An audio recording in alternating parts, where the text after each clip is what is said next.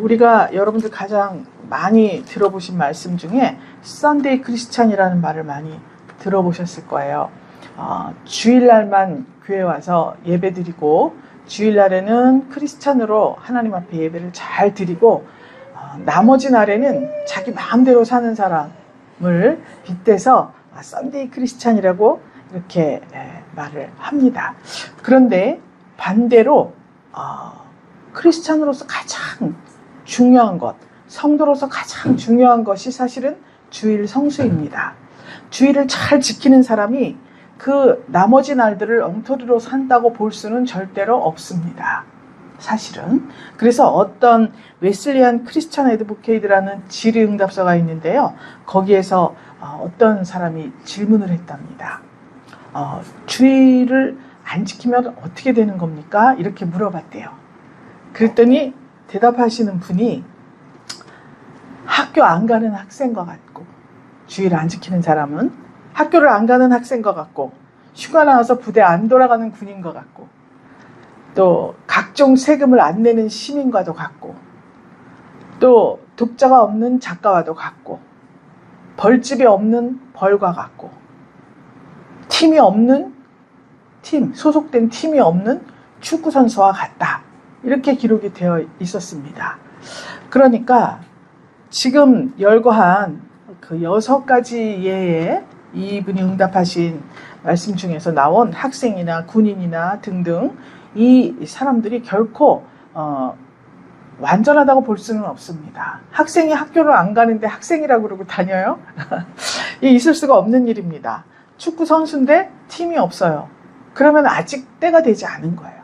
그러니까 늘 만약에 주의를 잘 준수하지 못하는 성도라면 이와 같다는 거예요. 그렇긴 한데 그들이 누릴 수 있는 실제적인 어떠한 것들은 하나도 누리지 못하는 것으로 이렇게 응답을 한 장면이 나와 있었습니다. 하나님의 말씀대로 살지 않으면 학생은 학교 가게 되어 있잖아요. 학교에 들어간 이상은 그 규칙을 지키지 않으면 더 이상 학생이라고 볼 수가 없습니다. 그래서 오늘 이 본문에 우리가 처음부터 끝까지 읽었어요. 이 구약은 이 내용을 잘 알아야 되기 때문에 다 같이 읽었는데 혹시 읽어오신 분 있으면 한번 손 들어보세요. 들다 마라.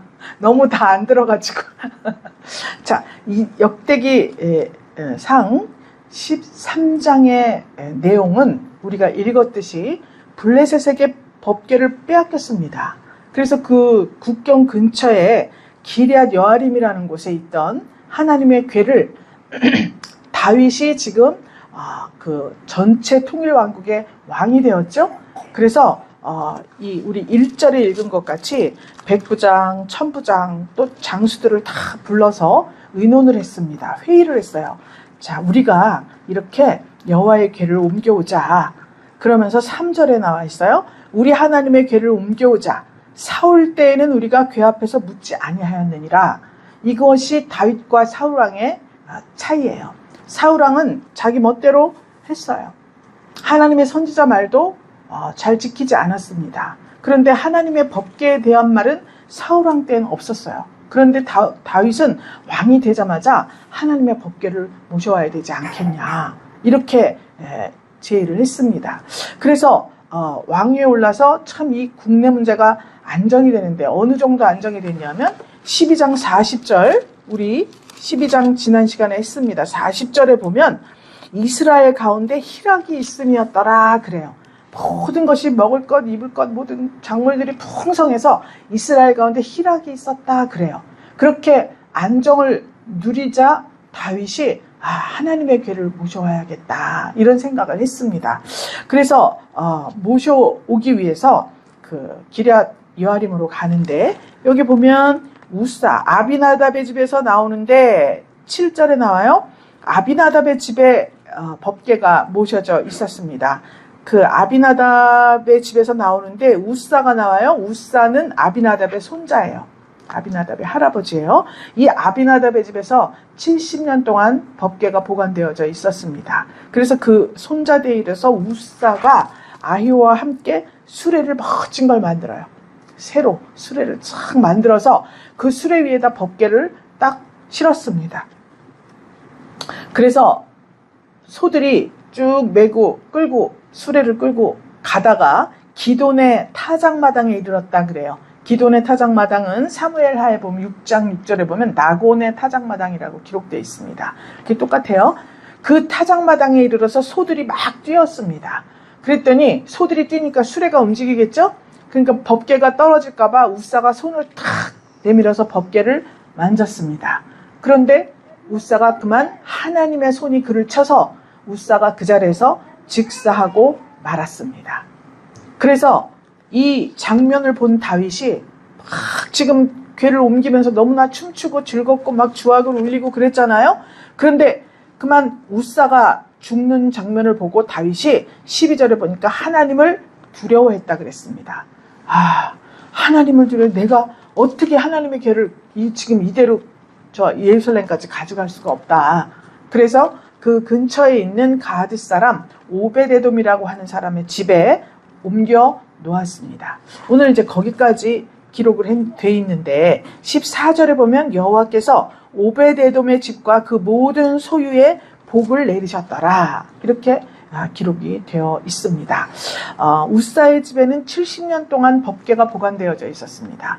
그런데 그 결론으로 우사가 즉사하는 일이 발생하고 오벳에돔은 석 달 동안 하나님의 궤를 모시게 되었어요. 그런데 석 달 만에 큰 복을 받아서 그의 집과 모든 소유가 복을 받았다. 그러니까 영적으로 육적으로 모든 복을 다 받았다는 거예요. 오늘 이 말씀을 읽으면서 우리가 정확하게 알아야 됩니다. 법궤가 도대체 어떻게 옮겨져야 되는데 왜 법궤를 흔들려서 떨어지면 잡아야지, 그럼 그걸 떨어지게 놔둡니까? 그거 잡았는데 죽었어요. 여기에는 여러 가지 얽힌 사연들이 있습니다. 법궤가 일단 옮기게 된 배경이 있어요. 처음에 법궤를 메고 요단강을 건넜죠. 가나안에 처음 입성할 때, 여호수아 때 제사장들이 법궤를 탁 메고 요단강을 건넜습니다. 그땐 요단강 물이 창일했다 그랬어요. 철렁철렁한 홍수 때예요. 그런데 요단강에 그 법궤를 메고 제사장들이 한 발을 탁 내딛어서 그냥 그 강물로 들어갔습니다. 그랬더니 요단강 물이 쫙 말라버렸다 그랬어요. 그래서 무사히 그냥 마른 땅같이 그렇게 건너서 가나안으로 가지고 들어갔습니다. 그래서 처음에 가나안으로 들어갔을 때 길갈이라는 곳에 법궤를 두었어요. 왜냐하면 가나안을 쭉 하나님께서 거기 원주민들을 다 정복하라고 하셨죠. 그래서 길갈을 본부로 삼은 거예요. 그 본부에 법궤를 모셔놓고 그렇게 가나안을 정복하는 작업을 시작했습니다. 그러다가 베델이라는 곳으로 옮겼어요. 베델. 그런데 거기에서 다시 실로라는 곳으로 옮깁니다. 베델과 세겜 사이에 있는 실로. 실로 그러면 생각나는 게 누구죠? 엘리 제사장이 실로에 있을 때 엘리 제사장 한나가 막 아기가 없어서 울었죠. 날마다 실로에 있는 성전에 나와서 그렇게 울고 불고 하나님 앞에 기도를 했다고 되어 있어요. 사무엘상 1장에. 그래서 얻은 아들이 누구냐 하면 사무엘 선지자예요. 사무엘 선지자. 그런데 그때 당시에는 엘리가 제사장이었습니다. 그런데 그 엘리 제사장에게는 두 아들이 있었다 그랬어요. 두 아들 홈니와 비느하스가 있었다 그랬습니다. 그런데 성경에 기록되기를 이 엘리와 비느하스가 아주 불량한 자다 이렇게 기록이 되어 있습니다. 그들의 만행은 사무엘상 1장 이후에 자세히 적혀 있어요. 사무엘 상하를 항상 주중에 한번 읽어보시기를 바랍니다. 엘리의 두 아들 홈니와 비느하스. 그런데 그때 사무엘상 4장쯤 가면 블레셋이 쳐들어왔습니다. 그래서 이스라엘을 쳐들어와서 싸우게 돼요. 그때 홈니와 비느하스가 전쟁에 같이 나갔습니다. 그런데 수만 명의 막 사상자가 생기는 거예요. 이스라엘이 지는 거예요. 법궤를 우리가 그러면 이 법궤를 실로에서 가지고 와서 여기서 싸워야 되겠다. 하나님의 궤가 우리 진중에 없어서 이렇게 사람이 막 죽어나고 전쟁에 지는구나. 이렇게 생각을 하고 법궤를 모셔왔습니다. 그럼에도 불구하고 블레셋에게 대패하고 말아요. 그 전쟁에서 홈니와 비느하스가 죽습니다. 그 소식을 들은 엘리 제사장이 성전 의자에 앉아 있다가 엎어져서 목이 꺾어져서 죽었다 그러죠. 네, 그래서 엘리 제사장과 그 두 아들 모두 다 죽고 거기에 보관되어 있던 그 전쟁터에 가지고 나갔던 그 법궤는 블레셋에게 빼앗기고 말았어요. 그래서 이 빼앗은 하나님의 궤를 블레셋이 자기 동네로 가지고 가갖고 그때 그들은 다곤이라는 이방신 우상을 섬기고 있었어요. 다곤 신당 옆에다 갖다 놨습니다. 하나님의 궤를. 무슨 마음이었는지 거기 써있지는 않지만 자기 신이 이 하나님이 저들이 믿는 하나님의 저 신이잖아요. 하나님은 그 하나님을 상징하는 법궤잖아요. 그런데 그 법궤를 가진 이스라엘을 이긴 거예요. 블레셋이. 그럼 자기들이 섬기는 다곤 신 앞에 전리품으로 갖다 놓은 거나 마찬가지예요. 당신이 이스라엘의 신을 이겼어 하고 다곤 신당에 갔다가 옆에다 갖다 놨습니다. 자, 그런데 그날 밤에 아침에 일어나 보니까 다곤 신상이 하나님의 궤 앞에서 땅에 거꾸러져서 이 얼굴이 땅에 닿아 있었다. 이렇게 기록이 돼 있습니다. 사무엘상 4장 5장에. 그런데 이게 웬일이야? 그리고 이렇게 세워놨어요. 그랬는데 다시 그 다음날 아침에 신당에 들어가 보니까 다곤 신상이 또 엎어져서 얼굴이 땅에 닿았습니다. 뿐만 아니라 목과 손, 발이 다 잘려버렸어요. 다곤 신상에. 들어간 사람이 없습니다. 그런데 다 잘라져 버리고 다곤 신상의 몸뚱이만 남아있는 거예요. 그러니까 이 블레셋 사람들이 이거 큰일 났다. 큰일 났다. 이거 지금 너무너무 무서워갖고 두려워서 떨었어요. 자기 신이 다 토막이 난 거 아니에요. 그래서 우리가 빨리 이거를 옮겨야 되겠다. 그래서 옮긴 것이 가드라는 곳으로 옮겨왔습니다. 그랬더니 그 성에 큰 환란이 왔다 그랬어요. 블레셋은 하나님의 법궤로 그 옮겨지니까 환란이 왔는데 독종이 막 퍼졌다 그랬습니다. 그래서 가드에서 또 다시 여기 두면 안 되겠다. 에그론이라는 곳으로 옮겼습니다. 그런데 거기에 또 하나님께서 사망의 환란과 독종으로 치셨다. 기록이 되어 있어요. 그래서 이 사람들이 블레셋 방백들이 회의를 열었습니다. 저 이스라엘의 신, 저 법궤를 저 자기네 본처로 돌아가게 하라. 이렇게 의논을 하고 여러분들 아실 거예요. 벳세메스로 가는 소 나온 장면 있죠? 벳세메스로 새 수레를 싹 만들고 암소 2마리를 이렇게 하고 새끼를 떼어놓고 가게 하죠. 벳세메스에 갔습니다. 그런데 벳세메스 사람들이 하나님의 법궤가 있는데 그걸 막 이렇게 들여다봤어요. 그 자리에서 5만 70명이 죽었습니다. 들여다본 사람들이. 이게 무슨 일입니까? 하나님의 법궤, 하나님이 신이시잖아요. 그런데 그것을 빼앗아간 블레셋이 독종에 사망에 재앙에 5만 70명 이스라엘과 전쟁했을 당시에 죽은 수만큼 다 죽어버렸습니다. 그것은 왜 이렇게 되는 건지 법궤가 도대체 뭐길래 이렇게 법궤를 가진 이스라엘도 패하고 그것을 빼앗아간 블레셋은 사망과 환란과 독종이 막 퍼져가지고 몇만 명이 죽어나가고 도대체 법궤가 무엇인가? 그 법궤가 문제가 아니구나. 법궤가 의미하는 것, 법궤를 어떤 마음으로 모시고 어떤 마음으로 이 법궤를 대해야 하는가, 이것이 중요하다는 것을 지금 말씀하고 있습니다. 법궤는 무엇을 의미하느냐? 하나님의 임재를 나타내는 수단입니다. 법궤를 주시면서 모세에게 제작을 지시하셨죠. 성막을 만들 때. 그러면서 그 법궤를 만들어 놓으시고 하나님께서 너희는 내 백성이 되고 나는 너희 하나님이 되리라 이렇게 말씀하셨습니다. 그 안에는 무엇이 있냐면 내용물이 십계명 아시죠 여러분?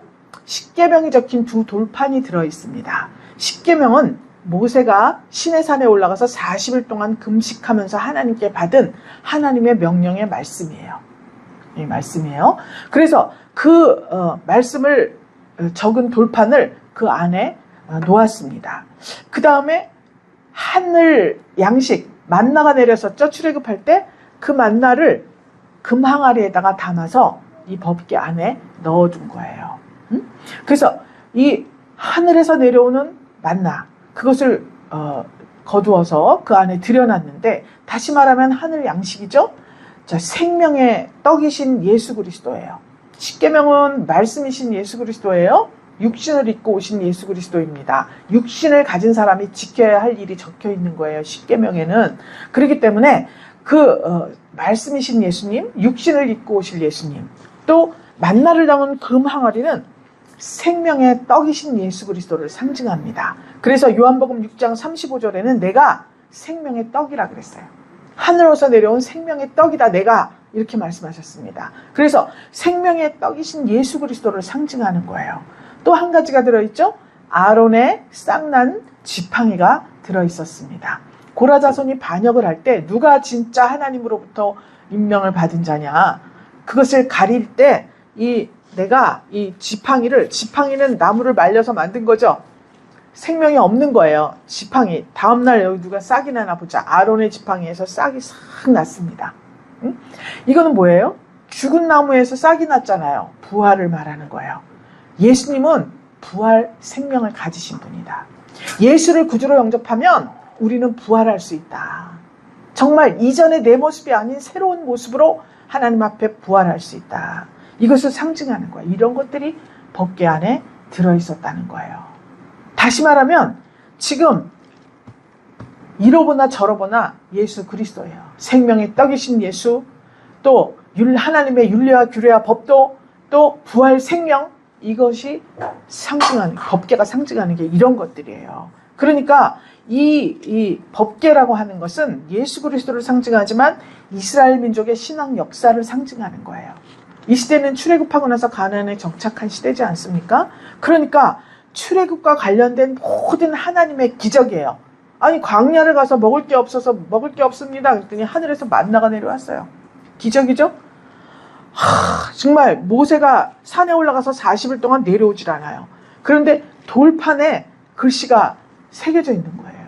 그걸 갖고 내려왔어요. 그거는 사람이 할 수가 없어요. 어떤 도구도 가지고 올라간 적이 없습니다. 하나님이 친히 기록해서 주신 거예요. 또 마른 지팡이에서 싹이 나는 거는 있을 수가 없어요. 그러니까 다시 말하면 출애굽과 관련된 모든 하나님의 기적, 그 기적의 역사가 이 법궤 안에 담겨 있었다는 것입니다. 그런데 이 법궤가 이동할 때 복과 저주가 같이 임한 거예요. 어떻게 해야 되느냐? 하나님의 언약과 능력, 이스라엘의 신앙에 대한 상징이잖아요. 그러니까 그 안에 들어있는 두 돌판에 있는 말씀, 또 생명의 떡이신 예수 그리스도라 그랬으니까 예수님이 부활하시고 우리에게 주신 부활 생명에 관한, 즉 다시 말하면 성령, 하나님의 우리에게 주신 성령의 감동, 감화가 주신 성령의 법을 말하는 거예요.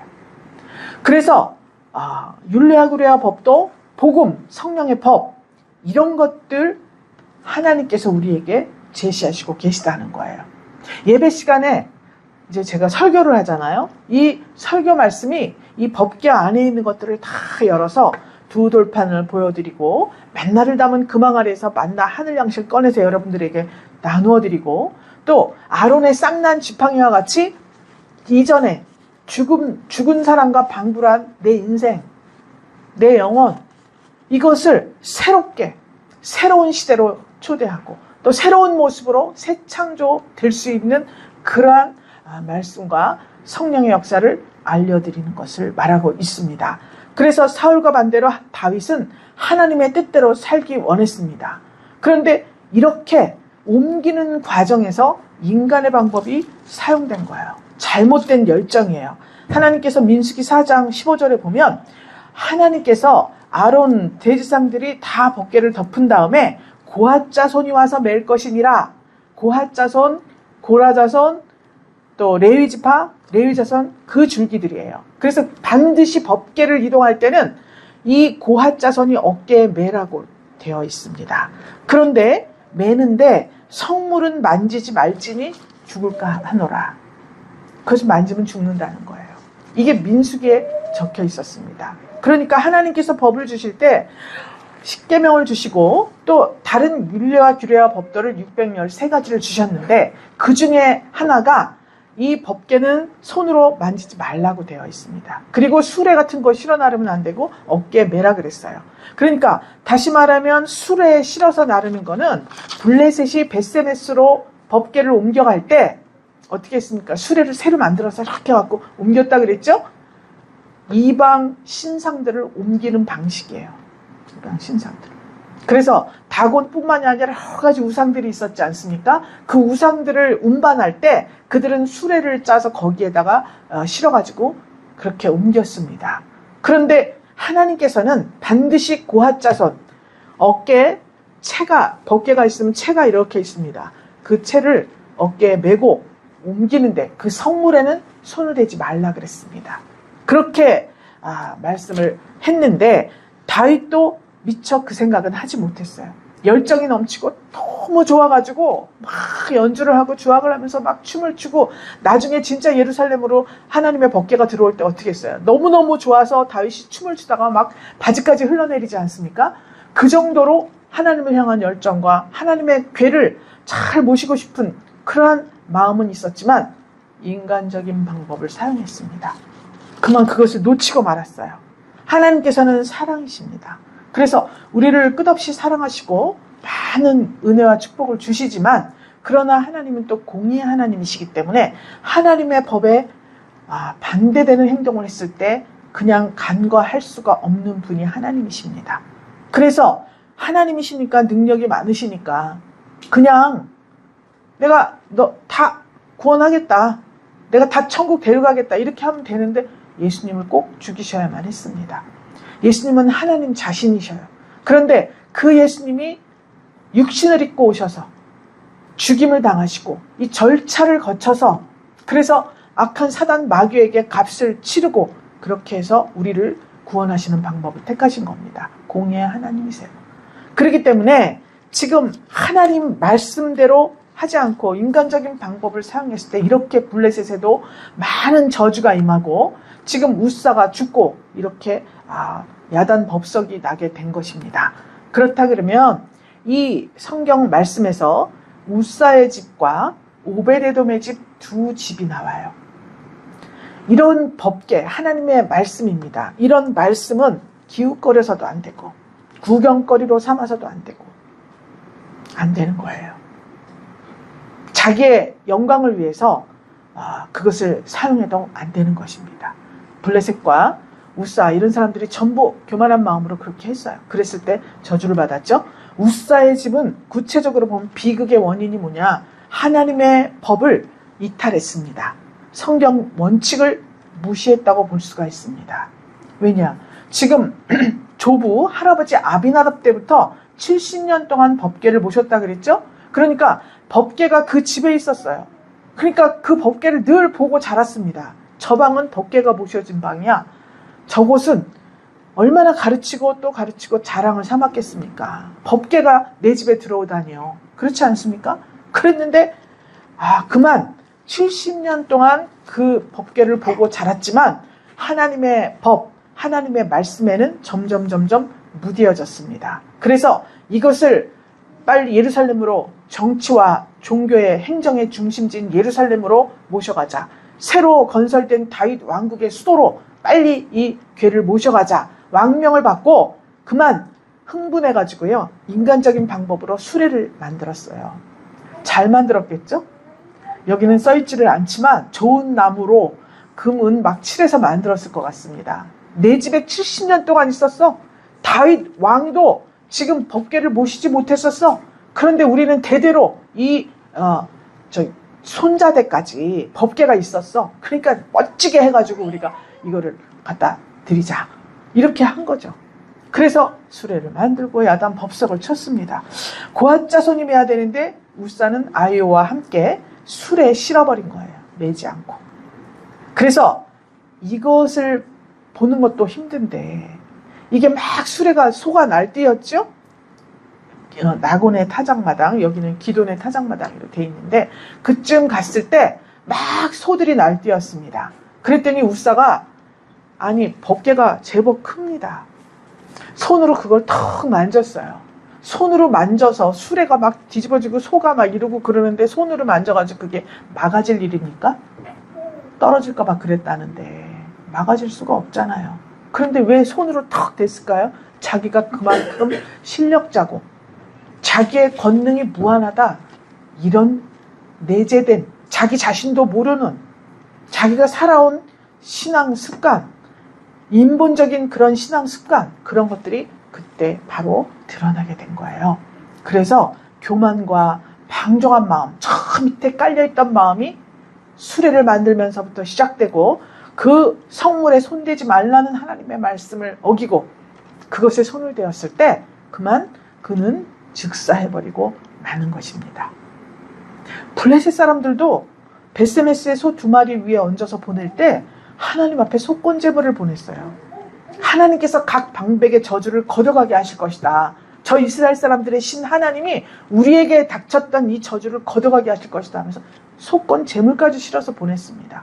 그러니까 블레셋은 자기들의 신당에 가지고 갔을 때 자기들의 신이 우세하다고 했지만 당한 그 모습들을 보고 이스라엘의 신이 굉장히 높으신 분이다라는 것을 알게 된 거예요. 그래서 그 하나님 앞에 속건 제물까지 올려서 하나님을 경외하는 마음으로 그렇게 돌려보냈습니다. 그런데 그만 이 아비나답 또 대대로 이 법궤를 보관할 수 있는 고핫 자손, 그렇게 명예가 있었습니다. 이 당시에. 그러나 하나님께서 하지 말라는 일을 했고 하나님의 명령대로 하지 않았기 때문에 즉사를 해버리고 저주를 받게 된 것입니다. 반대로 오베데돔이 나와요. 오베데돔. 예루살렘으로 가야 되는데 블레셋을 벗어나는 그 국경 근처에서 그만 이 사건이 난 거예요. 그러니까 어떻게, 내 집에 어떻게 이것을 내 곳으로 오게 하리요. 12절에 있죠? 다윗이 너무나 두려웠습니다. 이대로 가다가는 큰일 나겠다. 그래서 그 근처에 사는 오베데돔이라는 사람의 집에 법궤를 모시게 됩니다. 오베데돔은 모든 면에 있어서 고핫 자손이고요. 하자가 없습니다. 그런데 그렇게 잘 사는 집은 아니었어요. 아주 부잣집도 아니었고요. 그런데 하나님의 말씀에 합당한 이 고핫 자손, 고라 자손에 속한 레위인이었습니다. 그래서 그 집으로 가장 가까운 곳으로 모신 거예요. 그러면 오베데돔 입장에서는 지금 법궤를 잘못해가지고 다 즉사하고 그 가정에 풍지박산 났잖아요. 그러니까 얼른 모시겠다고 할 다윗도 두려운데 다윗도 두려워가지고 어떻게 내가 예루살렘까지 모실 거 아냐 하는 판인데 지금 오베데돔이 얼른 감사함으로 이 법궤를 영접한 거예요. 할렐루야. 그래서 그는 석 달 동안 그 집에 있었다 그랬습니다. 그들이 받은 복이 역대상 15장에 나와 있어요. 형제들과 손자들까지 62명이 하나님의 전, 여호와의 궤가 있는 하나님의 전 문 앞에 있는 문지기 역할을 했다. 이렇게 나와 있습니다. 그러면 굉장한 복을 받은 거예요. 생명이요, 부활이신 그 예수 그리스도를 영접했더니 나와 내 자손과 그 모든 소유까지, 물건까지 받았다는 거예요. 그래서 이 법궤, 다시 말하면 복의 근원이신 예수 그리스도를 말하는 거예요. 그랬을 때 그의 집과 모든 소유에게 복을 주시는데 역대상 26장에 보시면 8명의 자손, 하나님께서 주셨다고 되어 있습니다. 자손이 많은 것을 축복이라고 생각하는 시대죠. 그래서 8명의 아들을 주었는데 그들이 모두 다 하나님의 전에 근무하고 이렇게 하나님 앞에 복을 받는 자손들이었다. 그리고 형제 자매들이 모두 다 하나님 전을 섬기는 그런 중요 역할을 하게 되었다. 이렇게 기록이 되어 있습니다. 그러면 오늘 하나님께서 우리에게 오베데돔의 받은 복을 정말 주시기를 원합니다.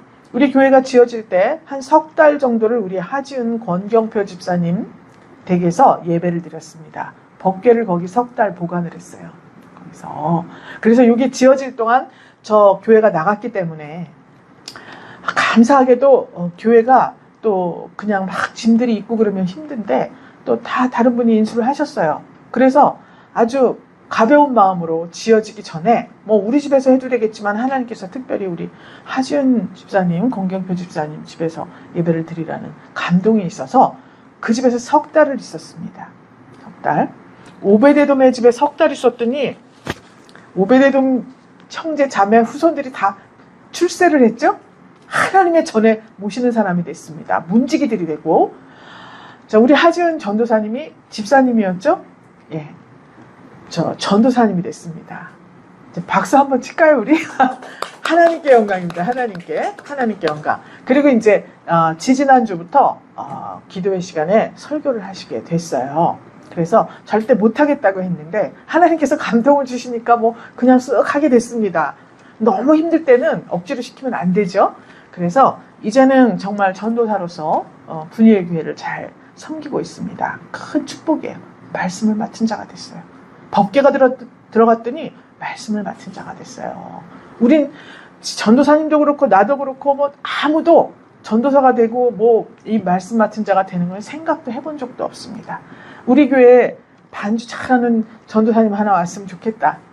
기도를 막 했잖아요. 반주자가 없네. 그래서 저 밑에서 사용되는 반주기를 하나 사려고 합니다. 혹시 감동이 되시는 분은 하시고, 안 그러면 이제 교회에서 사면 됩니다.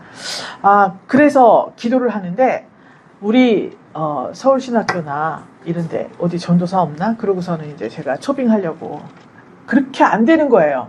그런데 어느 날 기도를 하는데 우리 하지은 전도사님 얼굴이 턱 떠오르는 거예요. 학교를 보내야겠다.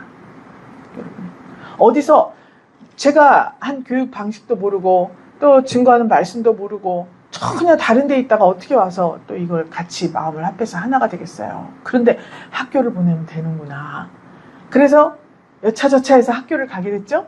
전도사님으로 이렇게. 그래서 우리가 임명을 했습니다. 할렐루야. 이 모든 것들을 다는 아니겠지만 제가 광고 시간이나 이럴 때 여러분들의 동의를 다 얻었습니다. 반대하시는 분 손 드세요 하니까 한 분도 안 들었어요. 그래서 이렇게 되었어요. 오벳 에돔의 집이 받은 복을 이분만 받았겠습니까? 우리 모든 성도들이 다 받았습니다. 다 받았어요. 부활 생명이신 예수님을 영접하고 나니 그 예수 그리스도께서 부활하신 그 영광스러운 모습, 하나님 우편에 앉아 계신 그 모습, 그 옆자리가 우리 성도들의 자리, 교회의 자리인 것을 모두 다 믿고 이 축복을 받은 사람답게 하나님 앞에 율례와 규례와 법도를 잘 지키고 성령의 감동 감화를 잘 순종하여서 썬데이 크리스찬, 너무 좋은 말인 것 같아요. 바꿔놓고 생각해 보니까 주의를 잘 지키면 하나님께서 그 사람의 영혼과 육체 또 그 소유와 집까지도, 즉 다시 말하면 명예와 물질까지도 다 주신다는 것을 말씀하고 있습니다. 심판의 주님이시지만 하나님만 따르고 겸손과 의미로 무장한 의인에게는 복을 주시는 하나님이신 것입니다. 다윗이 우사의 집이 저주받은 것을 보고 너무나 두려워서 자기 집으로 데려갈 생각을 못했습니다. 그런데 석 달 동안 오베데돔의 집에 그 법궤를 잠시 맡겨놓고 다윗이 다시 재정비를 했어요. 그래서 다윗이 훌륭한 사람입니다. 자기도 인간적인 방법, 너무 하나님을 향한 열정 때문에 인간적인 방법을 선택했지만 하나님이 그것을 절대로 용납하지 않으신다는 것을 알았을 때 바로 돌이켜서 다시 하나님 앞에 하나님의 말씀에 합당한 방식으로 법궤를 옮기는 것을 준비한 거예요. 믿습니까? 다윗이에요. 그래서 마음에 합한 거예요. 자기 소견에 옳은 대로 눈에 보이는 것에 좋은 대로 그런 행한 결과는 두려움과 사망과 독정의 형벌입니다. 힘들고 어렵지만은 하나님의 뜻과 율례와 규례와 법도를 우선으로 한다면 살아계신 하나님, 또 복의 근원 되신 예수 그리스도, 또 늘 진리로 우리를 이끄시는 성령 하나님의 크신 사랑과 주님이 오베데돔에게 주신 이 귀한 복들이 여러분들의 심령과 가정과 직장과 사업장, 분이엘 교회를 두루두루 번창하게 하실 것을 믿고 축복하면서 예수님의 이름으로 정말 여러분들을 진심을 당하여서 축복합니다. 이 축복을 꼭 받아 누리셔서 이 시대에 정말 하나님을 여러분의 삶을 통하여서 나타내고 예수님을 나타내고 성령 하나님을 나타내는 존귀한 축복의 통로들이 다 되시기를 주 예수 그리스도의 이름으로 축복합니다. 하나님 감사드립니다. 오늘 하나님의 궤 법궤 이야기를 하였습니다. 부흥의 두 번째 날, 이제 오베데돔에 받은 그 귀한 복을 주시기 원하시는 하나님, 감사드립니다. 이제 우리가 할 일은 오직 하나님의 뜻, 하나님의 윤리와 규례와 법도, 성령의 법을 하나님 명심하며 이것을 실천으로 옮겨 오베데돔이 받은 이 귀한 축복이 온전히 우리 분이엘 권속들에게 임하기를 간절히 축복합니다. 저들의 집과 모든 소유에 복을 내리시는 귀한 맥주절이 되게 하여 주시옵소서. 축복하며 살아계신 예수 그리스도 이름으로 기도 올리옵나이다. 아멘.